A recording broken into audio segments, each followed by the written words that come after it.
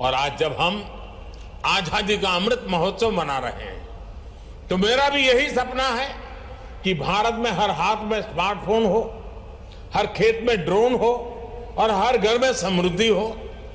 साथियों, हम देश के गांव-गांव में हेल्थ एंड वेलनेस सेंटर्स का नेटवर्क सशक्त कर रहे हैं, टेलीमेडिसिन को प्रमोट कर रहे हैं, लेकिन गांवों में दवाओं और दूसरे सामान की डिलीवरी एक बड़ी चुनौती रही।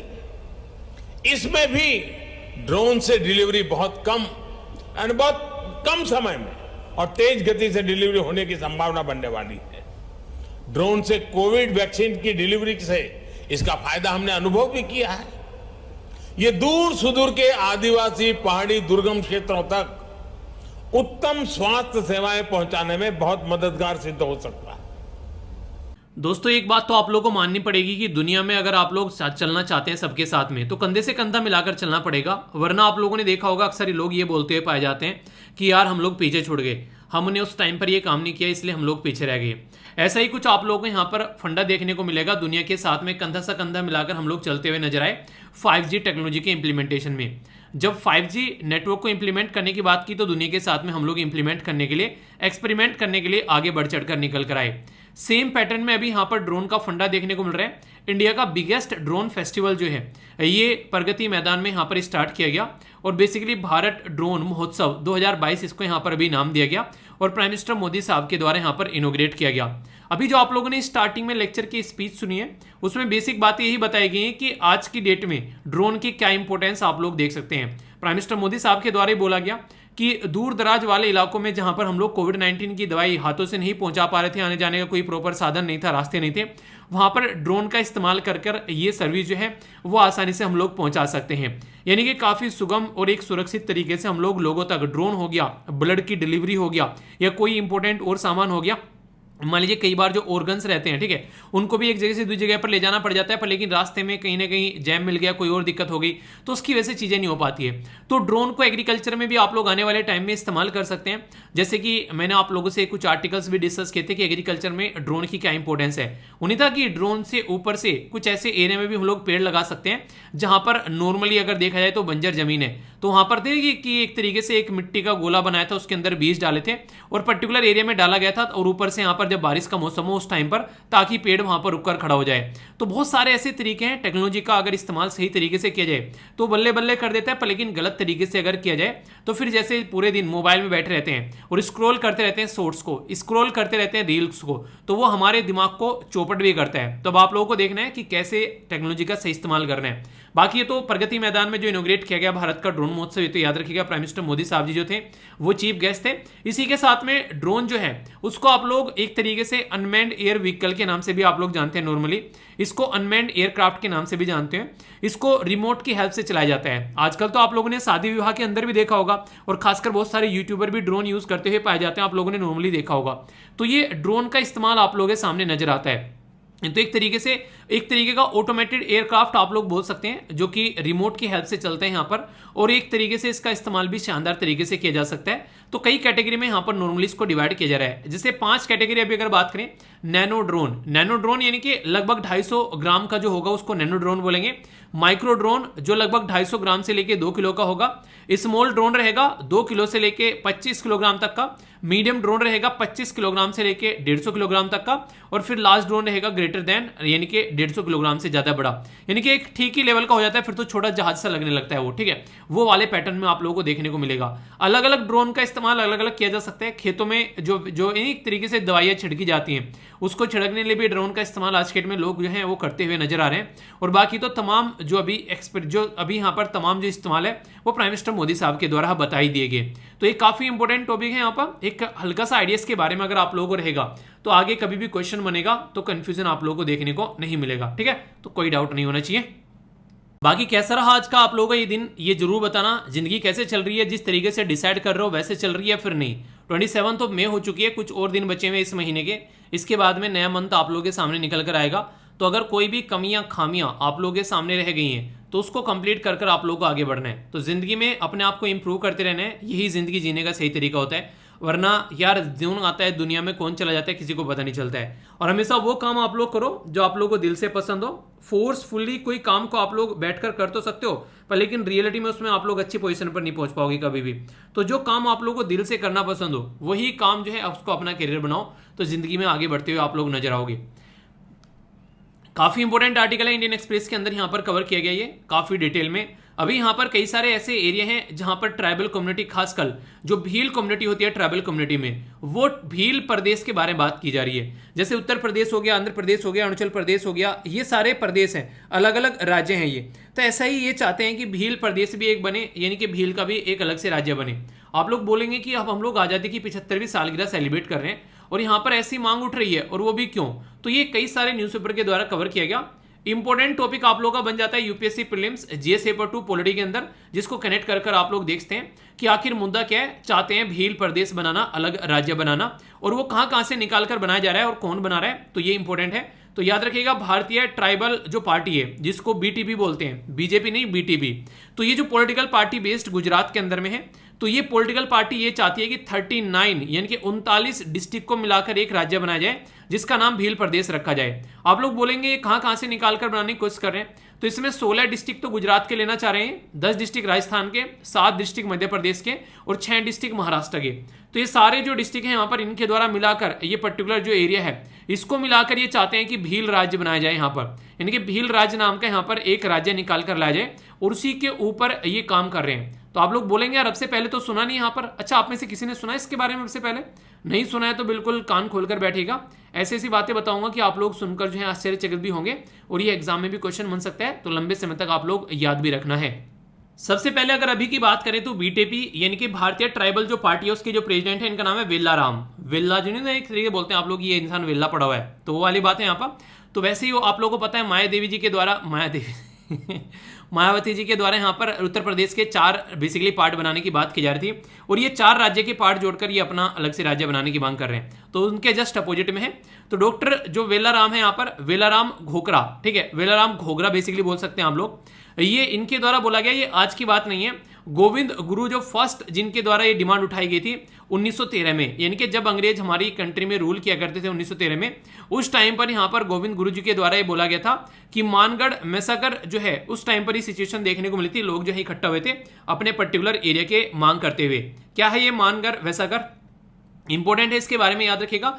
जलियांवाला बाग मैसेकर के बारे में तो आप लोगों को सबको पता है कि ऐसा कुछ हुआ था कि यहाँ पर 13 अप्रैल 1919 में यहाँ पर बहुत सारे लोग जो थे वो इकट्ठा हुए थे। रोवल्ट एक्ट जो कि रॉयल सत्याग्रह भी आप लोग बोलते हैं, उसके खिलाफ आवाज उनके द्वारा उठाई गई थी। रीजन ये थे, सत्यपाल किचलू 2 लीडर थे इनके जो कि पकड़ लिए गए थे अंग्रेजों के द्वारा रोवल्ट एक्ट के तहत, और यहाँ पर उनको बेसिकली जेल में डाला गया था। उनको छुटाने की मांग करते लोग प्रोटेस्ट हुए थे और शांतिपूर्ण प्रोटेस्ट कर रहे थे, पर लेकिन जनरल डायर नाम का एक सांड आता है वहां पर बंदूक लेकर, और निहत्ते लोग बेगुनाह बेसिकली बच्चे, औरत, बूढ़े, उनके ऊपर बौछार की जाती है गोलियों की, और बहुत सारे लोगों की जान चली जाती है। तो वो वहां पर जलियांवाला बाग मैसाकर कहलाता है, एक काला दिन भारतीय इतिहास के अंदर में। इसी के पैटर्न में आप लोगों को देखने को मिलेगा मानगढ़ मैसाकर। मानगढ़ मैसाकर को आदिवासी का जलियांवाला भी बोलते हैं इसको। ये आप लोगों को जो कांड देखने को मिला ये बेसिकली 17 नवंबर 1913 में देखने को मिला, यानी कि जो जलियांवाला बाग हुआ उससे भी लगभग 6 साल पहले ये आदिवासी जलियांवाला जो मैसाकर हो चुका था। इसमें इंपीरियल जो सर्विस ट्रूप्स थे और जो ब्रिटिश इंडियन आर्मी आप लोग बोल सकते हैं, उनके द्वारा ओपन फायर की गई यहाँ पर बेसिकली जो भील्स थे लोकल एरिया में। कहाँ पर? ये मानगढ़ हिल जो एरिया है राजस्थान और गुजरात के पास में, तो वहां पर ये लोग जो थे लगभग 1000 से लेकर 1500 ट्राइबल लोगों की जान चली गई, और जो गोविंद गुरु जी थे उनके द्वारा यहाँ पर इस मीटिंग को लीड किया गया था। तो आप लोग समझ सकते हैं यहाँ पर की कंडीशन क्या निकल कर आई थी। ये बेसिकली अपने जो मानगढ़ मैसाकर जो चला, कहीं ना कहीं उसके बैकग्राउंड में यहाँ पर सिचुएशन ये थी कि वो चाह रहे थे कि अपना एक राज्य बनाया जाए, उसके लिए यहाँ पर ये मांग कर रहे थे, पर लेकिन उसकी प्रोटेस्ट करते हुए यहाँ पर बहुत सारे लोग जो हैं वो अपने जवान गवा बैठे, यानी कि अपना ये ऐसा जो राज्य बनाना चाह रहे थे उसके चलते एक कंडीशन यहाँ पर देखने को मिली। जो भील है इनके द्वारा यहाँ पर ये मूवमेंट चलाया गया, ट्राइबल मूवमेंट यहाँ पर, और पुराना है आज फिर से उठ गया है। तो आप लोगों से यहाँ पर ये करंट का भी क्वेश्चन बन सकता है और स्टैटिक का भी। क्यों स्टैटिक में? तो पास्ट का पूछ लेंगे आप लोगों से कि पास्ट में क्या क्या हुआ था, और करंट का अभी का बन जाएगा कि अभी कहां कहां पर क्या क्या मुद्दा इनके द्वारा उठाया जा रहा है। तो भील्स को BHILS या फिर BHEELS तो किसी भी नाम से लिखा हुआ मिले सेम मतलब है इसका। इंडो जो आर्यन स्पीकिंग जो एथनिक कम्युनिटी है जो वेस्ट इंडिया में पाए जाते हैं, इनके द्वारा यहाँ पर ये मुहिम चलाई गई। भील लैंग्वेज ये बोलते हैं, और एक तरीके से आप लोगों को देखने को मिलेगा इंडो आर्यन लैंग्वेज का भी आप लोगों को यहाँ पर कनेक्शन देखने को मिलेगा। बेसिकली यहाँ पर यह कि पुराने टाइम से आप लोग देखते हैं लोग क्या थे, एक साथ में कनेक्ट करके रहा करते थे। आप लोगों ने देखा होगा पुराने टाइम से हम लोग काफी एक दूसरे के साथ में कनेक्ट आज की डेट में रहते हैं, पर लेकिन जैसे जैसे यहाँ पर सिचुएशन चेंज हुई वैसे वैसे कंडीशन चेंज होना स्टार्ट हो गई। यानी कि अगर बात करें आज की डेट में जो देश आप लोगों को देखने को मिलता है वो पॉलिटिकल पार्टीज के द्वारा जिस तरीके से आगे चलते चलते यहाँ पर जो डिवाइड किया गया है उसमें कई सारी कम्युनिटी को ध्यान में नहीं रखा गया है। तो भील्स जो थे एक टाइम पर ऐसा था, गुजरात, मध्य प्रदेश, छत्तीसगढ़, महाराष्ट्र और राजस्थान में यहाँ पर पाए जाते थे और ये एक यूनिट इनकी हुआ करती थी जहां पर ये मिलकर रहा करते थे। और यहाँ पर जो भील है, बेसिकली भील जो है वो ड्राइव हुआ व्हील, VELL, ठीक है, और इसका मतलब होता है बो, यानी कि एक तरीके से धनुष। तो द्रविडियन लैंग्वेज में यहाँ पर इसको धनुष बोलते हैं। तो भील जो है बेसिकली धनुष आप लोग बोल सकते हैं, उससे इसको निकाल कर लाया गया। अगर मैं आप लोगों को थोड़ा सा यहाँ पर एक्स्ट्रा चीजें बता दूं, पहले आप लोगों को ये देखने को मिलेगा कि आज की बात नहीं है, यहाँ पर अर्लियर टाइम पे यहाँ पर राजस्थान, गुजरात, मध्य प्रदेश के कुछ यहाँ पर डिस्ट्रिक्ट आप लोगों को देखने को मिलेंगे, फिर रीजन आप लोग बोल सकते हैं। इन रीजन में भील रहा करते थे आजादी से पहले, पर लेकिन time to time political party ने इनके खिलाफ जो बेसिकली इनको अपने साथ में रखा तो यहाँ पर कि हाँ भाई वोट बैंक बनता रहे, पर लेकिन रियलिटी में इनके लिए कुछ किया नहीं गया। जो भी यहाँ पर इनके लिए रूल और रेगुलेशन बने उनको फायदा पहुंचाने के लिए कमेटी और कमीशन बनाए गए, उनका फायदा यहाँ पर भील कम्युनिटी को नहीं पहुंचा। और ये एक ऐसी ट्राइबल कम्युनिटी थी जिसको 5th शेड्यूल के तहत आर्टिकल 244 के तहत भी यहाँ पर प्रोटेक्शन प्रोवाइड कराया गया, पर लेकिन रियलिटी में इनको कोई फायदा पहुंचा नहीं है। यहाँ पर ऐसी ऐसी बातें लिखी गई हैं कि आप लोग सुनकर भी हैरान रहोगे। Provision of panchayat extension in schedule area 1996 में आया, राजस्थान में इसको इंप्लीमेंट किया गया 1999 में, 3 साल बाद, पर लेकिन 2011 तक भी यहाँ पर प्रॉपर वे में ये जमीनी स्तर पर नहीं लाया गया। और यहाँ पर बात करें 25 साल के बाद भी यहाँ पर अगर बात करें लोग जो है उसके बारे में नहीं जानते, ये यहाँ पर इनके द्वारा बोला जा रहा है। यानी कि बात ये की जा रही है यहाँ पर कि पलदेवाल जो विलेज है, जो बात की जा रही है यहाँ पर बेसिकली दुनारगढ़पुर में, तो यहाँ पर आज भी लोग जो है इसके बारे में नहीं जानते हैं। तो ऐसा कैसा कानून आप लोगों ने बनाया कि लोग जो है जिनके लिए बनाया गया वही इसके बारे में नहीं जानते हैं। ये तो बिल्कुल वही हो गया, मैं आप लोगों को पढ़ा रहा हूँ और पढ़ाया जा रहा हूँ और आप लोग उस समझ में ही नहीं आ रहा है कि इंसान पढ़ा क्या रहा है, आप लोग पल्ले ही नहीं पढ़ रहे हैं, एग्जाम में कुछ समझ में ही नहीं आ रहा है। तो ये इसी बात होगी यहाँ पर। तो इसका मतलब है कि आप लोग जो है उस तरीके से चीजें सुन नहीं रहे हैं या फिर मैं उस तरीके से पढ़ा नहीं पा रहा हूँ, तो कोई तो दिक्कत देखने को मिलेगी यहाँ पर। तो इसी के चलते यहाँ पर कानून ऐसा बना दिया कि लोगों तक पहुंचा ही नहीं है। तो 75 ईयर हम लोग आजादी के सेलिब्रेट करने जा रहे हैं, पर लेकिन अब तक भी यहाँ पर वोट बैंक के लिए यहाँ पर आदिवासी कम्युनिटी को इस्तेमाल किया जा रहा है जस्ट ओनली, ना कि प्रॉपर उनके लिए यहाँ पर कुछ व्यवस्था की जाए जिससे कि उनकी जिंदगी भी थोड़ी सी आसान बन सके। भील भी ऐसे है कि इनके अंदर सब कैटेगरी आप लोगों को देखने को मिलेगी, जैसे उजालिया भील या फिर शस्त्रीय, इनको क्षत्रिय भील आप लोग बोल सकते हैं। तो क्षत्रिय जो रहते हैं यहाँ पर एक तरीके से वो कौन थे, मुगल के टाइम पर भी यहाँ पर एक तरीके से जो क्षत्रिय थे वो इनटू द फॉरेस्ट गए at the time of Mughal invasion, तो उस टाइम पर भी इनके द्वारा एक तरीके से तलवार, चाकू, भाले उठाए गए। एक थे यहाँ पर बेसिकली लनगोट भील, ये ओरिजिनल भील बोलते हैं इनको, जो कि एक तरीके से आज के डेट में भी ओल्ड ही है, उस तरीके से बेसिकली मध्य प्रदेश में रहते हैं। लगता है कि हाँ ये आदिवासी कम्युनिटी के लोग आप लोगों को देखने को मिलेंगे, यानी कि उनकी लाइफ में कोई ज्यादा चेंज आप लोगों को देखने को मिला नहीं। तो ये जो पर्टिकुलर एरिया है यहाँ पर, ये पर्टिकुलर एरिया आप लोग यहाँ पर देखते हैं, कुछ मध्य प्रदेश का एरिया हो गया, कुछ महाराष्ट्र का हो गया, कुछ गुजरात का हो गया, कुछ राजस्थान का हो गया। तो इसको मिलाकर यहाँ पर ये पर्टिकुलर एक राज्य यहाँ पर बनाना चाहते थे। और यहाँ पर आप लोगों को नर्मदा रिवर भी देखने को मिलेगी, तो नर्मदा रिवर जो है वो यहाँ से होती हुई गुजरेगी। तो ऐसा पैटर्न आप लोगों को देखने को मिलता। अब यहाँ पर जब शब्द ट्राइब बोलते हैं इनको मतलब होता है आदिवासी। आदिवासी मतलब उनकी खुद की एक ट्रेडिशन, उनकी खुद की सोसाइटी, इकोनॉमिक कल्चर, खुद का रिलीजन फॉलो करते हैं, खुद की एक क्वालिटी, एक कैरेक्टर होता है जो फॉलो करके चलते हैं, अपनी खुद की एक जिंदगी वो जीते हैं। आप लोगों ने सुना होगा जारवा ट्राइबल कम्युनिटी के बारे में, जो कि अंडमान एंड निकोबार एरिया पर पाए जाते हैं। वो बेसिकली ऐसी ट्राइबल कम्युनिटी है जो आज के डेट में भी कपड़े नहीं पहनते, बिल्कुल जानवरों की तरीके से रहते हैं। कई बार कई सारे टूरिस्ट वहां पर गए, उनके कपड़े तो उनके बदन पे हुआ नहीं करते थे, तो यहाँ पर बेसिकली क्या किया गया, उनके फोटो खींचे गए और वो बेसिकली अपलोड किए गए। वो फोटो वायरल हुए काफी ज्यादा कि इंडिया में लोग देखो आज के डेट में भी ऐसे इस तरीके से रहते हैं। तो कई बार ऐसी भी चीज देखने को मिली, तो गवर्नमेंट ने वहां पर जो टूरिस्ट है उनको जाना बंद कर दिया। तो ऐसी हरकतें भी यहाँ पर देखने को मिली। आर्टिकल 366 में डिफाइन किया गया ट्राइबल कम्युनिटी को, और इसमें आर्टिकल 342 है वो शेड्यूल्ड ट्राइब के बारे में बात करते हैं, यानी कि ओवरऑल ट्राइबल कम्युनिटी के बारे में जो डेफिनेशन है वो आर्टिकल 366 में है। और इसके अंदर आर्टिकल 342 जो है ये यहाँ पर बेसिकली शेड्यूल्ड ट्राइब के बारे में बातें करता है। 342 इंडियन कॉन्स्टिट्यूशन का जो है बेसिकली ये जो ट्राइबल कम्युनिटी है आज के डेट में जो पर्पज है कॉन्स्टिट्यूशन के हिसाब से शेड्यूल्ड ट्राइब जो है वो यहाँ पर कैसे लेकर चलेंगे, उनका रिलेशन कैसे रहेगा स्टेट और यूनियन टेरिटरी के साथ में, वो बेसिकली डिफाइन किया गया है। इसीलिए आप लोगों ने देखा होगा जब भी यहाँ पर कोई सीट का एलोकेशन होता है, फिर कोई प्रोविजन होता है, ट्राइबल कम्युनिटी को अक्सर आप लोगों ने देखा होगा यहाँ पर उनको अलग से सीट रिजर्व करके दी जाती है। इंप्लॉयमेंट की चाहे बात कर लीजिए, चाहे इलेक्शन के बारे में आप लोग बात कर लीजिए, चाहे कोई और भी प्रोविजन आप लोग को देखने को मिले, उनको अलग से सपोर्ट प्रोवाइड कराने की कोशिश की जाती है ताकि वो भी मेन दुनिया के साथ में अपने आप को कनेक्ट कर सके। तो ऐसा फंडा आप लोग यहाँ पर देखने को मिलेगा। अगर आप लोगों को थोड़ी सी मैं एक्स्ट्रा इन्फॉर्मेशन बताऊं, यहाँ पर बार बार जब हम लोग ये बात करते हैं कि ट्राइबल कम्युनिटी को कैसे हम लोग को रखना है, तो एक मुद्दा निकल कर आता है। वो मुद्दा यहाँ पर ये कि ट्राइबल कम्युनिटी को रखने के दो तरीके हैं। एक तरीका तो ये है कि हम लोग उनको अपने वाली जिंदगी जीना स्टार्ट करा दें, कि हाँ उनको बाकायदा अपने वाली मेन स्ट्रीम में लेकर आए, एक तरीके से उनको बिल्कुल इंटरनेट वगैरह दें, उनको पूरा कॉन्स्टिट्यूशन वगैरह बताएं, उनको बताएं तुम्हारे क्या अधिकार है।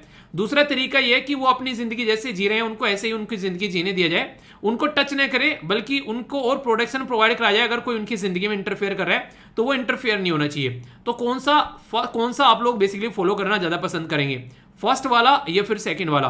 तो ये क्वेश्चन जो था ये इंटरव्यू में पूछा गया था, ठीक है। तो याद रखिएगा यहाँ पर जो हमारी कंट्री में जो पहले प्राइम मिनिस्टर थे पंडित जवाहरलाल नेहरू जी, उनके द्वारा सेकंड पाथ फॉलो किया गया और यही सही पाथ भी माना जाता है। रीजन क्या है? रीजन यहाँ पर है कि अगर आज की डेट में हम लोग चाहेंगे उनको अपना जैसा बना ले, तो हम लोग फोर्स करके उनको अपने जैसा बना तो लेंगे, पर लेकिन आज की डेट में हम लोग अपने गांव वालों लोगों को ही, अपने जो नॉर्मल झुग्गी झोपड़ी में लोग रहते हैं उन्हीं को हम लोग मेन स्ट्रीम अपनी जो जिंदगी में नहीं इंक्लूड कर पाए।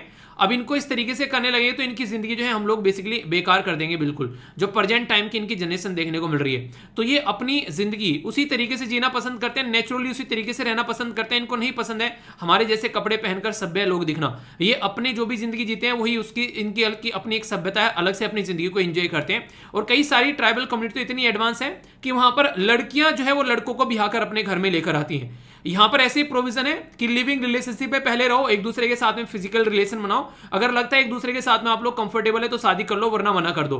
आज के में अपनी सोसाइटी में भी इतनी एडवांसमेंट आप लोगों को देखने को नहीं मिलती है। कई सारे ट्राइबल कम्युनिटी ये पैटर्न तक फॉलो करती हुई आज के डेट में आप लोगों को नजर आएगी। तो ऐसा नहीं है कि ट्राइबल कम्युनिटी जो है वो बहुत पीछे है, उनके खुद के कल्चर है, खुद के राइट है, खुद के अधिकार है, उनको अपनी जिंदगी जो है उनके हिसाब से जीने दो। हमको क्या करना है, फॉरेस्ट न काटे, उनकी जिंदगी में जाके इंटरफेयर न करें। वहां पर टूरिस्ट के नाम पर हम लोग जाकर वहां पर हम खुद नंगा डांस करते हैं, उनके फोटो खींचते हैं, उल्टी सीधी हरकतें करते हैं, वो सारी चीजें नहीं होनी चाहिए। तो उनकी जिंदगी उनके हिसाब से उनको एंजॉय करने देना चाहिए, ये बेसिकली मुद्दा रहता है, ठीक है। आई होप कि ये जो बेसिक बातें हैं आप लोग को अच्छी लगी और इसको आप लोग अच्छे से कनेक्ट भी कर पा रहे होंगे, ठीक है। आगे बढ़ते हैं। अब अगर ट्राइबल कम्युनिटी की पॉपुलेशन के बारे में आप लोगों को थोड़ा सा आइडिया रहे और कुछ लिखने के लिए आ जाए तो आप लोग उसको अच्छे से लिख भी पाएंगे। बात की जा रही है 2011 की जनगणना के हिसाब से, क्योंकि लेटेस्ट जो जनगणना है, जो सेंसस है, यही हमारे हाथ में। तो टोटल ट्राइबल जो पॉपुलेशन है इसके हिसाब से 8.61% आप लोगों को टोटल पॉपुलेशन जो हमारे देश की है वो ट्राइबल पॉपुलेशन देखने को मिलेगी। लगभग आप लोग मोटे मोटे तौर पर बोल सकते हैं 8.5 या फिर 9% हमारे देश की टोटल पॉपुलेशन जो है वो ट्राइबल पॉपुलेशन है। ये इतना डेटा आप लोग याद रखिएगा। दूसरा 97% जो ट्राइबल पॉपुलेशन है वो रूरल यानी कि गांव वाले एरिया में रहती है और 10% के करीब लगभग आप लोगों को अर्बन यानी कि शहरों वाले इलाके में देखने को मिलेगी। यानी कि ये ऐसा पैटर्न आप लोगों को यहाँ पर नजर आता है। इसी के साथ में जो डेकेडल पॉपुलेशन है, जो ग्रोथ अभी यहाँ पर 2000 अगर बात करें 1 से लेके 2011 की अगर आप लोग बातें करते हैं तो यहाँ पर जो ग्रोथ देखने को मिला है ट्राइबल कम्युनिटी में, जो ग्रोथ देखने को मिला है वो है 23% के करीब, और जो कि नॉर्मल पॉपुलेशन है उसमें 17% के करीब। यानी कि ट्राइबल कम्युनिटी में ज्यादा ग्रोथ आप लोगों को देखने को मिलेगा। अगर मेल टू फीमेल रेशियो के बारे में आप लोगों से कोई पूछे तो ये एक इंपॉर्टेंट पॉइंट हो जाता है। ट्राइबल कम्युनिटी में मेल टू फीमेल रेशियो ज्यादा अच्छा है एज कंपेयर टू नॉर्मल इंसान। क्यों? क्योंकि हम लोग समझदार हैं, हम लोग अबॉर्ट करा देते हैं अगर बच्ची पेट में होती है। तो यहां से आप लोग अंदाजा लगा सकते हैं। और यहां पर क्या है, यहां पर ऐसा कुछ नहीं किया जाता है, यहां पर बेसिकली अच्छे से अपनी लाइफ को एंजॉय करते हैं। बच्चा हो रहा है, कोई भी लड़का हो रहा है, लड़की हो रहा है, इनको उससे कोई फर्क नहीं पड़ रहा है, बस बच्चा पैदा होना चाहिए, ये उसको पालते हैं। तो आप लोगों को ये देखने को मिलेगा। तो ये हमसे ज्यादा समझदार हैं। अगर यहां पर आप लोग देखें, हमसे अच्छे तरीके से यहां पर मेल और फीमेल का जो रेशियो है वो बरकरार करके रखे हुए हैं। अगर शेड्यूल ट्राइब के बारे में बात करूं सेंसस 2011 के बाद में, तो कुछ डेटा है आप लोगों के सामने जो कि आप लोग यहां पर याद रखते हैं। तो ये स्लाइड ऐसी आप लोगों के लिए डाली गई है ताकि आप लोग ऐसे चीजों से, कई बार जो स्टेट पीसेस के अंदर क्वेश्चन बनते हैं तो आप लोग उनका आंसर दे सकें। अब क्वेश्चन बन गया एग्जाम में कि बताओ कौन से राज्य में सबसे ज्यादा ट्राइबल पॉपुलेशन पाई जाती है। तो सबसे ज्यादा मध्य प्रदेश, फिर उड़ीसा, फिर महाराष्ट्र, फिर राजस्थान, फिर यहाँ पर छत्तीसगढ़, फिर गुजरात। आप लोग ये बोलोगे यार महाराष्ट्र में वो तो बहुत बड़ा वो डेवलपमेंट एकदम ऐसा लगता है कि यार वहाँ तो बॉलीवुड वगैरह है, वहाँ कहाँ से ट्राइबल कम्युनिटी होती होंगी एक तरह से, इतना सारा वहाँ पर आप लोगों को देखने को मिलता है बेसिकली कि चकाचौंध वाली दुनिया। नहीं, वहाँ पर भी ट्राइबल कम्युनिटी है। गुजरात में सेम आप लोग ऐसे ही देख सकते हैं। तो यहाँ पर भी ट्राइबल कम्युनिटी है। तो कम से कम 5 से 6 राज्य है या फिर मैक्सिमम 10 राज्य का नाम आप लोग याद रखेगा। और सबसे इंपॉर्टेंट अगर बात करें आप लोग यहाँ पर देखिए, ये उड़ीसा के अंदर में, ये आप लोगों को देखने को मिलेगा छत्तीसगढ़ के अंदर में, ये आप लोगों को देखने को मिलेगा झारखंड के अंदर में।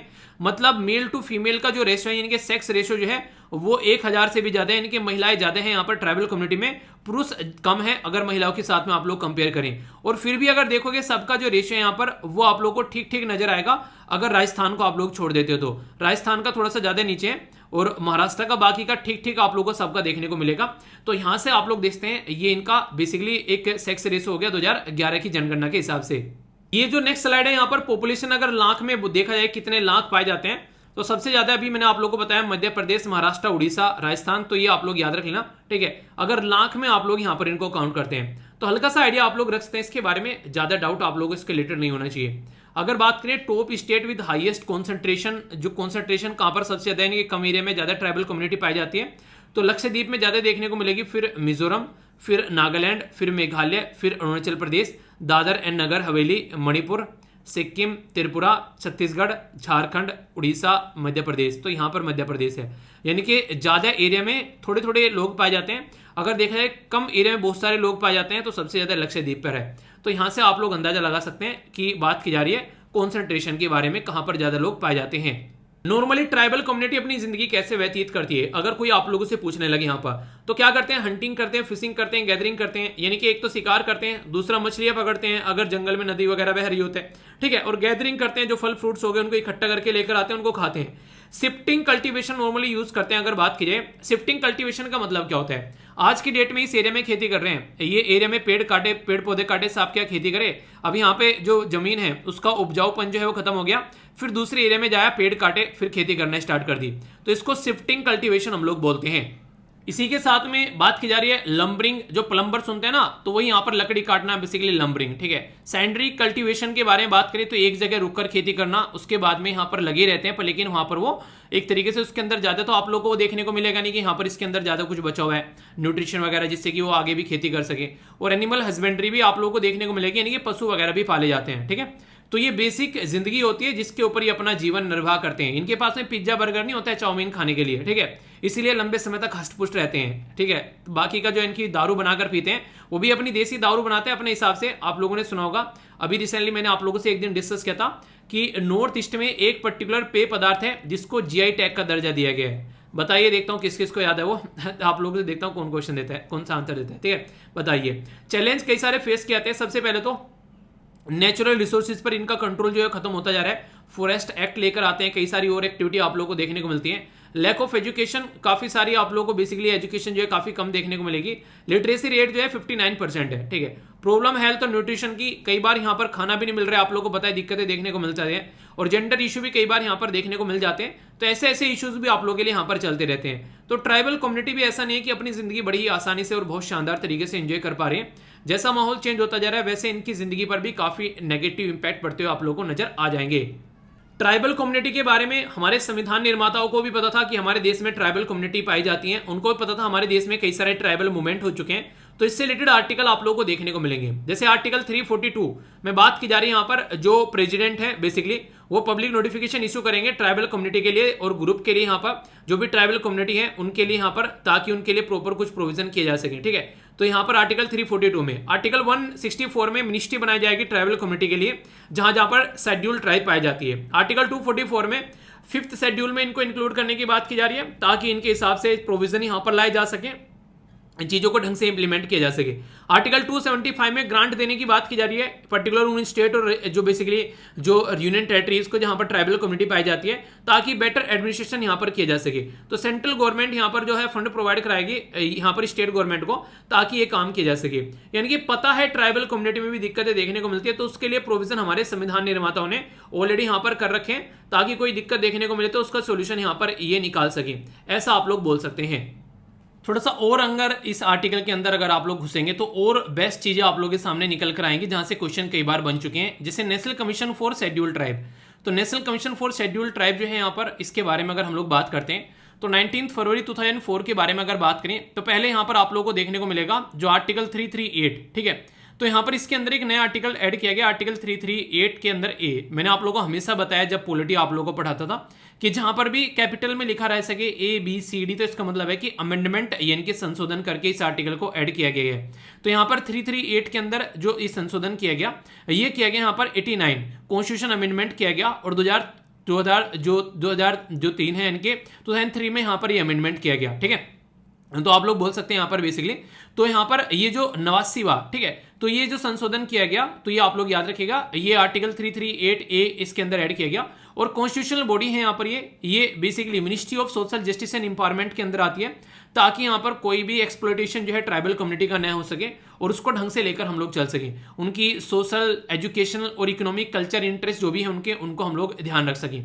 इसके अंदर बोला गया कि चेयरपर्सन रहेंगे, वाइस चेयरपर्सन रहेंगे और भी मेंबर रहेंगे, और प्रॉपर पैटर्न चीजों को फॉलो करके चला जाएगा। चेयरपर्सन, वाइस चेयरपर्सन जो मेंबर रहेंगे 3 साल तक के यहाँ पर ऑफिस को होल्ड करेंगे, और कोई एलिजिबिलिटी क्राइटेरिया आप लोगों को जो है बोला गया कि the member are not eligible for appointment for more than 2 term, यानी कि ऐसा नहीं कि बस वो बैठ के यहाँ पर गद्दिया सेके जा रहे हैं कि बस हम ही बैठे रहेंगे यहाँ पर और पता चला कुछ फायदा भी नहीं कर रहे हैं, तो ढंग से काम करेंगे और उसके बाद में कल्टी मारेंगे, ऐसा बोल सकते हैं। अब जैसे ट्राइबल कम्युनिटी के बारे में मैंने पूरी कथा आप लोगों को सुना दी। अब ट्राइबल कम्युनिटी के अंदर भी अलग अलग तरीके के ट्राइबल आप लोगों को देखने को मिलेंगे, जैसे पर्टिकुलरली वनरेबल ट्राइबल ग्रुप, इनको PVTG बोलते हैं। मतलब ये हो गया कि एक तो ट्राइबल कम्युनिटी वो है जो कि नॉर्मल आप लोगों को देखने को मिल रही है, एक ऐसी है कि जो उससे भी ज्यादा बुरी कंडीशन में, ट्राइबल कम्युनिटी के अंदर भी और ज्यादा बुरी कंडीशन में जो ट्राइबल कम्युनिटी है, यानी कि गरीबों में भी और गरीब, ऐसा आप लोग बोल सकते हैं। तो पर्टिकुलरली वनरेबल ट्राइबल कम्युनिटी जो है वो और भी ज्यादा वनरेबल है, और भी ज्यादा उनकी बुरी कंडीशन है, नाम से आप लोग देखते हैं, तो इसको बोलते हैं PVTG। ठीक है, तो ये आप लोग बोला गया कि इनके लिए डायरेक्ट फंड पहुंचाओ, और 1975 में यहाँ पर गवर्नमेंट के द्वारा 52 ट्राइबल ग्रुप जो थे वो आइडेंटिफाई किए गए, और एक कमीशन बनाया गया था बेसिकली 1973 में। इसने पूरी बेसिकली ये जद्दोजहद कर ये बताया कि ऐसा कुछ आप लोगों को देखने को मिल रहा है, तो इसका नाम था बेसिकली, देखिए आप लोगों से ऐसे कमीशन के नाम आप लोगों से पूछे जा सकते हैं। ठीक है, तो देबार कमीशन था जिसके द्वारा PVTG के बारे में बात की गई, डायरेक्ट क्वेश्चन कई बार बन चुका है। 1993 में 23 जो ग्रुप है यहाँ पर ये और ऐड किए गए लिस्ट के अंदर में, और टोटल मिलाकर 75 पर्टिकुलरली वनरेबल ट्राइबल कम्युनिटी, जिसमें सबसे ज्यादा है आप लोगों को उड़ीसा के अंदर आज के डेट में देखने को मिलेगी। ये क्वेश्चन भी ऑलरेडी स्टेट पीसीएस में पूछा जा चुका है। ठीक है, उड़ीसा गवर्नमेंट के द्वारा फर्दर आइडेंटिफाई किया गया यहाँ पर विलेज और अलग अलग एरिया जो कि PVTG से रिलेटेड है, और उनके ऊपर अलग से काम किया गया। अगर बात करें पर्टिकुलरली वल्नरेबल ट्राइबल कम्युनिटी के बारे में, 18 स्टेट और 1 यूनियन टेरिटरी है कंट्री में 2011 सेंसस के हिसाब से, जहां पर ये कम्युनिटी जो है वो फैली हुई है आज की डेट में। तो बेसिक इंफॉर्मेशन है, कंफ्यूजन नहीं होना चाहिए। वैसे आप लोगों के लिए यहाँ पर कई सारी ट्राइबल कम्युनिटी के जो पर्टिकुलरली वनरेबल है, जैसे बूढ़ो हो गया, ठीक है, बोंडा, ये सारी ट्राइबल कम्युनिटी के अलग अलग जो नाम है यहाँ पर जिस भी राज्य से आप लोग आते हैं, तो यहाँ पर आप लोग देखिए सबके नाम आप लोग यहाँ पर प्रोवाइड कराए गए, इनके नाम आप लोग देखते हैं, और जो भी आप लोगों को लगे यहाँ पर बेसिकली कम से कम 1 डेट का नाम आप लोग याद रखिएगा। ठीक है, तो जैसे आप लोग उत्तर प्रदेश से आते हैं तो आप लोग यहाँ पर याद रखते हैं 1-2 का। ठीक है, उड़ीसा से आते हैं तो याद कम से कम जरूर रखिएगा, क्योंकि सबसे ज्यादा यहाँ पर पाए जाते हैं, तो कोई कंफ्यूजन आप लोगों को नहीं होना चाहिए। तो अलग अलग एरिया में इस तरीके से डिवाइडेड है। ऐसा नहीं है कि हमारे माइंड में पहले से ही ऐसा कुछ थॉट आ गया कि हाँ यार ट्राइबल में एक मिनिस्ट्री बनानी है हम लोगों को, ट्राइबल अफेयर मिनिस्ट्री। पहले यहाँ पर ये होम मिनिस्ट्री के अंडर में एक डिवीजन हुआ करता था 1985 तक। ठीक है, फिर मिनिस्ट्री ऑफ वेलफेयर बनाया गया, ठीक है, पर काम नहीं चला, फिर ministry of social justice and empowerment के अंदर रखा गया, और फिर चल के यहाँ पर ट्राइबल कम्युनिटी जो है वो क्रिएट किया गया मिनिस्ट्री, ताकि इन सब मुद्दों के ऊपर ध्यान रखा जा सके। इसी के साथ में अलग से 2 शेड्यूल और ऐड किए गए यहाँ पर, 5th और 6th शेड्यूल, जिनके बारे में मैंने अलग से वीडियो बना रखी है पॉलिटी के अंदर, आप लोगों को पता होगा। नॉर्मली हम लोग सब जगह पंचायती राज सिस्टम इंप्लीमेंट करते हैं, ठीक है, कि हाँ पंचायत होनी चाहिए गांव के लेवल पर, फिर तहसील के लेवल पर, फिर बेसिकली डिस्ट्रिक्ट के लेवल पर लेकिन ट्राइबल कम्युनिटी वाले एरिया ऐसे हैं जो पंचायती राज सिस्टम को समझते नहीं है, तो उनके लिए अलग से प्रोविजन प्रोवाइड कराया गया 2 शेड्यूल में, 5वां शेड्यूल और 6ठा शेड्यूल। तो शेड्यूल 5th और शेड्यूल 6th बाय वीर आप लोग जाकर सर्च करना, इसके बारे में आप लोगों को इन्फॉर्मेशन मिल जाएगी, डिटेल में आप लोग चीजों को समझ पाओगे। तो 6th शेड्यूल जो है यहाँ पर, ये बेसिकली ट्राइबली डोमिनेटेड एरिया जैसे कि आसाम, मिजोरम, त्रिपुरा और मेघालय। मैंने आप लोगों को बोला भी यहाँ पर ATM याद रख लेना, ATM के अंदर में M जो है स्क्वायर है, पर लेकिन मनी नहीं है इसके अंदर में, यानी कि मणिपुर नहीं है। ठीक है, तो यहाँ पर एक पर्टिकुलर कमेटी बनाई गई थी जो कि काफी इंपॉर्टेंट है, इसको बोलते हैं बेसिकली बारदोली कमेटी। ठीक है, तो ये बारदोली एक काफी इंपॉर्टेंट पर्सनैलिटी थे, इनके बारे में जाकर पढ़िएगा भी, आप लोगों को समझ में आएगा। ये बेसिकली फर्स्ट चीफ मिनिस्टर थे आसाम के, जिनके अध्यक्षता में ये कमेटी भी यहाँ पर बनाएगी, चीजों को ध्यान में रखते हुए। ठीक है, इतनी सारी चीजें आप लोगों ने यहाँ पर पढ़ ली। अब यहाँ पर बात करते हैं एक कुछ पर्टिकुलर क्वेश्चंस के बारे में, देखता हूँ कैसे आप लोग क्वेश्चंस के आंसर दे पाते हैं। क्वेश्चन पढ़िए और इनके आंसर दीजिए, से पता चलेगा कितने अच्छे से आप लोगों ने पढ़ाई की है। बात की जा रही है मानगढ़ मैसागर के बारे में, मानगढ़ संघार के बारे में। नरसंहार बोला गया कि बिफोर जलियांवाला बाग ये मैसेकर देखने को मिला, आफ्टर 1857 के रिवोल्ट के बाद में देखने को मिला, आफ्टर जलियांवाला बाग ये मैसेकर देखने को मिला। तो सही आंसर क्या अगर बात करें तो मैंने अभी बताया यहां पर 1919 में जो हुआ था हमारा जलियांवाला बाग मैसेकर देखने को मिला था, और ये बेसिकली होता 1913 में, ठीक है। तो यानी कि इससे 6 साल बेसिकली पहले यहां पर हो गया था, पर लेकिन 1857 की क्रांति के बाद में हुआ था। तो ऐसे क्वेश्चन आप लोगों से बन जाते हैं। तो आंसर इसका क्या हो गया? आंसर इसका बी हो गया। तो कोई कंफ्यूजन नहीं रहेगा, आर्टिकल को ढंग से सुनेंगे तो क्वेश्चन के आंसर भी आप लोग आसानी से कर पाएंगे। टॉपिक को भी ऐसे कवर करना है ताकि कोई कंफ्यूजन न देखने को मिले। अरेंज करना है आप लोगों को स्टेट डिसेंडिंग ऑर्डर में ट्राइबल पॉपुलेशन के हिसाब से, महाराष्ट्र, उड़ीसा, मध्य प्रदेश और गुजरात, ठीक है। तो अभी मैंने आप लोगों को यहां पर बताया, तीसरा जो है वो आप लोगों को देखने को मिलेगा। अगर कुछ भी नहीं पता है तो मध्य प्रदेश में सबसे ज्यादा है, और एक ही ऑप्शन है यहाँ पर। तो ऐसे ऐसे क्वेश्चन आप लोगों से स्टेट पीसेस में पूछे जाते हैं। तो ये मैंने आप लोगों को डिटेल में यहां पर बताया, तो कोई कंफ्यूजन आप लोगों को नहीं होना चाहिए। बात की जा रही है अरेंज करना है स्टेट और यूनियन टेरिटरी को with reference to tribal population. Population कहां पर ज्यादा पाई जाती है परसेंटेज, अगर बात करें तो परसेंटेज वाइज यहां पर बात करें नागालैंड, लक्षद्वीप, मिजोरम और इसी के साथ में मेघालय। तो मैंने अभी यहां पर आप लोगों को बताया, लक्षद्वीप दिखाया था मैंने सबसे ज्यादा पाई जा रही थी वहां पर। तो अगर आप लोगों को पता है तो आंसर यहां पर भी हो गया, और लक्षद्वीप आप लोगों को मैंने बताया था सबसे ज्यादा है, ठीक है। तो इस तरीके से यहां पर ये ऐसे क्वेश्चन आप लोगों से स्टेट पीसेस में पूछे जाते हैं, और आगे भी क्वेश्चन बन सकते हैं, तो कंफ्यूजन नहीं होना चाहिए, ठीक है। एक और क्वेश्चन है यहाँ पर, national commission for scheduled tribe बोला गया इसके बारे में। तो कैसी बॉडी है यहाँ पर? बोला गया एक संवैधानिक बॉडी है। आर्टिकल 338A डील करते हैं यहाँ पर इसके साथ में, member not eligible appointment more than 1 term. तो सही स्टेटमेंट यहाँ पर क्या है अगर बात की जाए, ठीक है। यानी कि सही आंसर यहां पर आप लोगों को बताना है, और करेक्ट आंसर आप लोगों से यहां पर पूछा गया है। तो इसका आंसर आप लोग यहां पर दीजिए, देखता हूं कौन सी आंसर देता है। कॉन्स्टिट्यूशनल बॉडी है यहां पर, बोला गया कि आर्टिकल इसके तहत यहां पर आता है, और बोला गया नोट मोर देन 1 टर्म। ये मैंने आप लोगों को क्या बताया था, 1 नहीं था, यहां पर क्या था 2 टर्म बेसिकली आप लोगों को यहां पर बोला था। ये क्वेश्चन ही बड़ा अच्छा क्वेश्चन बनाया गया आप लोगों के लिए। ऐसे क्वेश्चन नॉर्मली यूपीएससी में आप लोगों से पूछे जाते हैं। Consider the following statement with reference to scheduled tribal population के बारे में 2011 के सेंसस के हिसाब से। बिल्कुल ऐसे क्वेश्चन आप लोगों से नॉर्मली यूपीएससी में बनते हैं। क्या क्या बोला जा रहा है? बोला गया कि ट्राइबल पॉपुलेशन जो है वो 8.61% है। बोला गया डेकेड यानी कि 2001 से लेकर 2011 तक का जो ट्राइबल पॉपुलेशन के अंदर ग्रोथ है वो less than the total population है, यानी कि टोटल पॉपुलेशन में ग्रोथ ज्यादा है, ट्राइबल कम्युनिटी में कम है। सेक्स रेशियो जो है ओवरऑल जो पॉपुलेशन का वो लेस देन ट्राइबल कम्युनिटी है, ठीक है, ये बोला गया है। अगर आप लोग देखोगे यहां पर मैंने काफी डिटेल में आप लोगों को यहां पर बताया कि अगर इसके हिसाब से बात करेंगे तो यहां पर तो आप लोगों को देखने को मिलेगा डेकेडल जो पॉपुलेशन ग्रोथ है वो ट्राइबल कम्युनिटी का आप लोगों को देखने को मिलेगा। Basically tribal community from census जो है वो 23% और जो एंटायर पॉपुलेशन है वो 17। तो ट्राइबल पॉपुलेशन का ज्यादा है, तो यानी कि सेकंड स्टेटमेंट जो है वो यहां पर गलत हो गई। बोला गया है ग्रोथ जो है ट्राइबल कम्युनिटी का वो लेस है, तो दूसरी स्टेटमेंट गलत हो गई और बाकी की दोनों सही है यहां पर, क्योंकि आगे भी आप लोगों को देखने को मिलेगा कि सेक्स रेशियो जो है ट्राइबल कम्युनिटी का अच्छा है as compared to normal community. तो यहां पर ये बोला गया कि सेक्स रेशियो जो है overall population is less than the tribal जो शेड्यूल्ड ट्राइब। तो ये इस तरीके के क्वेश्चन आप लोगों से एग्जाम में पूछे जाते हैं। तो अगर ऐसे क्वेश्चन आप लोग अच्छे से तैयार करोगे तो आप लोग अच्छे से आगे बढ़ते हुए नजर आओगे। यानी कहने का मतलब ये है कि अगर आप लोग इस तरीके से देखिए, पूरा आर्टिकल मैंने डिस्कस किया, अब ये क्वेश्चन भी आप लोगों के सामने यहाँ पर निकल कर आ रहे हैं इस तरीके से, तो इसका मतलब है कि अब एग्जाम में आप लोगों को पता है, माइंड सेट हो गया आप लोगों का कि अच्छा ऐसे क्वेश्चन बनते हैं और ऐसे आर्टिकल आते हैं, ठीक है, तो कोई कंफ्यूजन नहीं होगा। एक और बड़ा प्यारा क्वेश्चन है, बात की जा रही है कि कौन सी स्टेटमेंट आप लोग यहां पर कंसीडर द फॉलोइंग स्टेटमेंट। पीबीटीज यानी कि पर्टिकुलरली वल्नरेबल ट्राइबल कम्युनिटी जो है उसके बारे में बोला गया देबर कमीशन जो है वो रिकमेंड करता है प्रिमिटिव ट्राइबल कम्युनिटी के बारे में 1993 में। 75 ट्राइबल कम्युनिटी है, 705 शेड्यूल्ड ट्राइबल जो बेसिकली आप लोगों को देखने को मिलेगी शेड्यूल्ड ट्राइब है, ठीक है, जो 705 में से 75 जो है पीबीटीजी है यानी कि पर्टिकुलरली वल्नरेबल। इसी के साथ में उड़ीसा में सबसे ज्यादा पाई जाती है और यहां पर बेसिकली बात की गई सारी स्टेट में फैली हुई है। तो देखिए यहां तो यही वाला अभी गलत हो गया, मैंने आप लोगों को बताया था कि सारी स्टेट में नहीं है, 18 स्टेट और कुछ यूनियन टेरिटरी में, ठीक है, एक यूनियन टेरिटरी में। तो अगर ये स्टेटमेंट भी आप लोगों को याद है और कुछ नहीं पता है, यानी कि छोटी सी बात भी अगर आप लोग जानते हैं तो क्वेश्चन सही कर आ जाएंगे आप लोग। तो क्वेश्चन पढ़ना, अटेम्प्ट करना, आंसर देना, एग्जाम में कंफर्टेबल बनाना, सारी चीजें अलग अलग चीजें। तो अगर सबसे आप लोग एक माहौल बना पाते हैं तो कोई दिक्कत आप लोगों को देखने को नहीं मिलेगी, ठीक है। तो आर्टिकल की सारी कहानी भी सुन ली, कहां से स्टार्ट हुआ था, नई ट्राइबल कम्युनिटी के द्वारा अपना अलग से राज्य बनाने की बात की जा रही है, ट्राइबल कम्युनिटी के बारे में जाना, आखिर क्या क्या दिक्कतें हैं, कहां कहां पाई जा रही है, क्या क्या इश्यूज हैं, ट्राइबल कम्युनिटी कहां कहां पर डिफाइन कर रखी है, क्या क्या पॉपुलेशन है घटती और बढ़ती। इसी के साथ में प्रिमिटिव ट्राइबल कम्युनिटी के बारे में कौन कौन से आर्टिकल संविधान में दे रखे हैं, इसके बारे में कमीशन के बारे में बात कर ली, कौन कौन से राज्य में ये पाई जा रही है वो सारी बात कर ली। इसी के साथ में कुछ और बेसिक चीजें फिफ्थ और सिक्स शेड्यूल के बारे में आप लोगों से बातें कर ली, और आप लोगों के सामने 4 से 5 क्वेश्चन भी हम लोगों ने डिस्कस कर लिए, ठीक है, 4 से 5 क्या 6 क्वेश्चन है, ठीक है। तो इस तरीके से समझ सकते हैं। तो ऐसे होता है टॉपिक तैयार, ऐसे अब कोई कंफ्यूजन आप लोगों को नहीं होगा, इस तरीके की चीजें तैयार करनी है। ठीक है, आगे बढ़ते हैं। यहां पर बात की जा रही है बेसिकली एलजीबीटी और क्यू कम्युनिटी के बारे में। तो आईएलओ के द्वारा बोला गया है कि जो डिस्क्रिमिनेशन होता है वो एंड करना चाहिए इस कम्युनिटी के खिलाफ। तो ये आप लोगों से UPSC prelim GS paper 2 international organisation report के हिसाब से क्वेश्चन बन सकता है। तो काफी इंपॉर्टेंट है, इसके बारे में बेसिक इन्फॉर्मेशन आप लोगों को पता होना चाहिए। ठीक है, तो यहां पर ये किसके द्वारा बातें की जा रही है? इंटरनेशनल लेबर ऑर्गेनाइजेशन के द्वारा यहां पर ये बातें की जा रही है।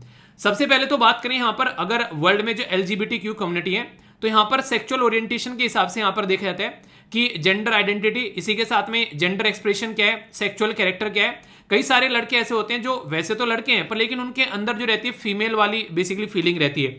कई सारी लड़कियां ऐसी होती है जिनके अंदर मेल वाली फीलिंग रहती है। तो उनके अंदर से जो इंसान है वो एक्चुअल में इंसान होता है, ना कि उसके बाहर की बनावट जो शरीर की है वो इंसान है।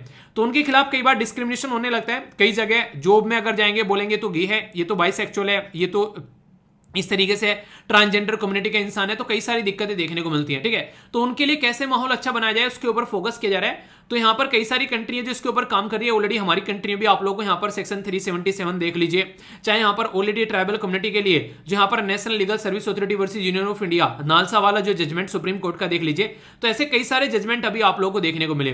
तो कम्युनिटी को यहां पर जो बेसिकली इंप्लॉयर या फिर जो वर्कर्स ऑर्गेनाइजेशन है वो प्रॉपर यहां पर जो बैरियर होते हैं उनको खत्म करें और सही तरीके चीजों को लेकर चले और एक सोशल प्रोटेक्शन भी यहां पर इनको प्रोवाइड करा जाए।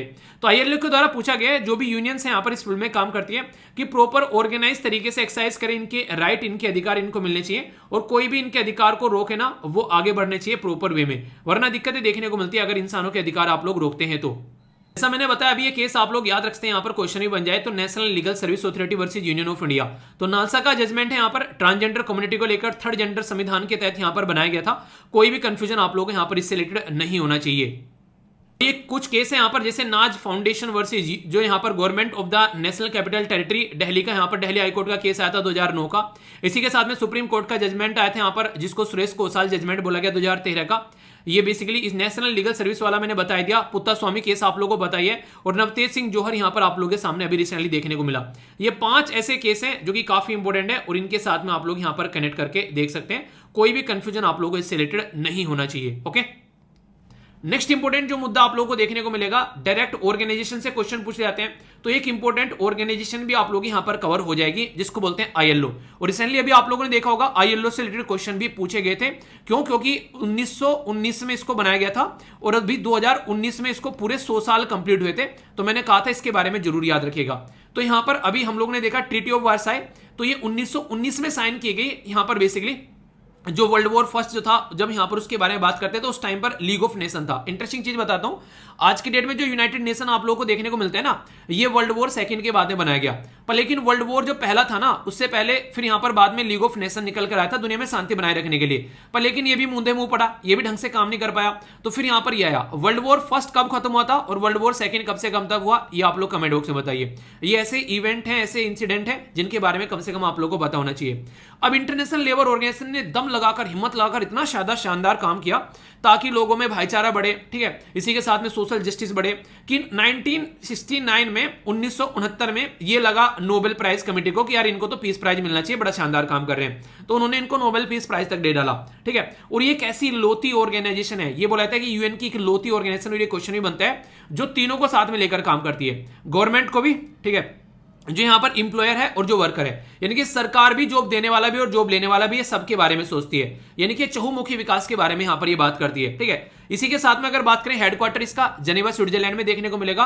और बहुत इंपॉर्टेंट 2 रिपोर्ट इसके द्वारा पब्लिश की जाती है, एक तो world employment and social outlook, ठीक है, और ग्लोबल वेज रिपोर्ट, ये इसके द्वारा यहां पर पब्लिश की जाती है। वर्ल्ड एम्प्लॉयमेंट सोशल आउटलुक और ग्लोबल वेज रिपोर्ट, ये 2 मेन रिपोर्ट है जो आप लोगों को याद रखनी है। ठीक है, आगे अगर बात करें स्ट्रेटेजिक ऑब्जेक्टिव के बारे में अगर बात करते हैं तो किस तरीके से स्टैंडर्ड मेंटेन रखना है, fundamental principle right to work के क्या होने चाहिए आप लोगों को। अगर मैं बातें करूं थोड़ी सी, तो आप लोग यहां पर बात करेंगे सस्टेनेबल डेवलपमेंट गोल के बारे में।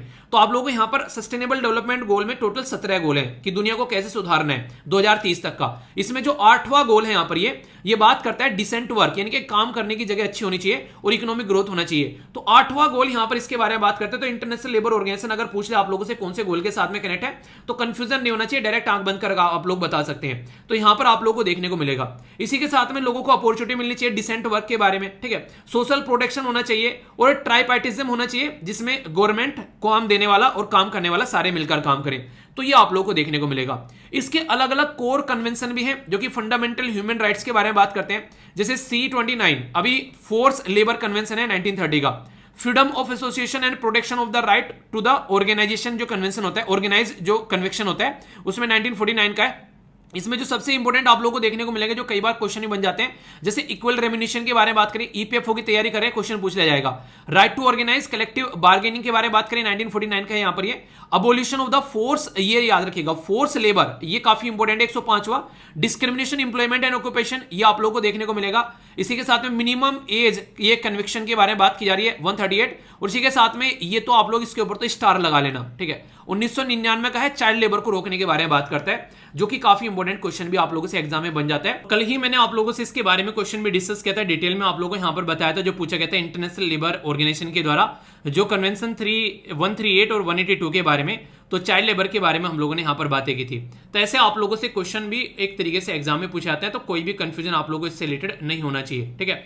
तो कोई कंफ्यूजन नहीं होना चाहिए। और कल के जो क्वेश्चन थे वो मैंने आप लोगों से डिस्कस किए थे, चाहो तो आप लोग इनको अटेम्प्ट करके देख सकते हैं। यहाँ पर ये क्वेश्चन आप लोगों के सामने, इनको अटेम्प्ट कीजिए, रोक कर देखता हूँ किस किस को याद है। कल ही मैंने डिस्कस किए सारे के सारे, ठीक है।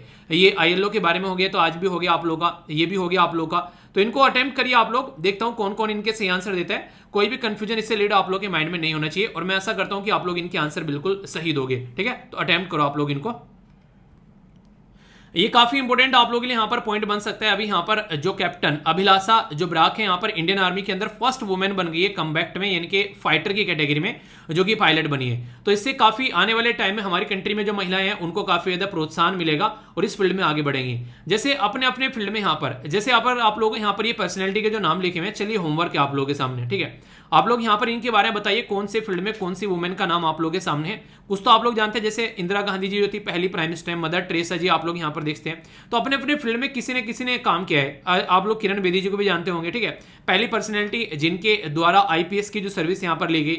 इसी के साथ में इनके नाम आप लोग को पहचानते हैं, इनके बारे में होमवर्क आप लोग जाकर आज सर्च कीजिएगा। तो ये UPSC prelim GS paper 2 women empowerment के बारे में भी लिखने के लिए आ जाता है। तो इंडियन आर्मी इनके द्वारा ज्वाइन की गई थी, ठीक है, और अभी कॉम्बैट का कोर्स जो है उनका कंप्लीट हो चुका है, 26 ईयर एज है। सबसे बड़ी बात है हरियाणा से निकल कर आती है, जहां पर लड़कियों को एक तरीके से अब जाकर चीजें थोड़ी सी आगे देखने को मिली है, क्योंकि इनके फादर साहब जो थे कर्नल थे यहाँ पर, ओम सिंह रिटायर्ड, तो यहाँ पर इसलिए यहाँ पर आसानी से इनकी जिंदगी आगे चल पाई।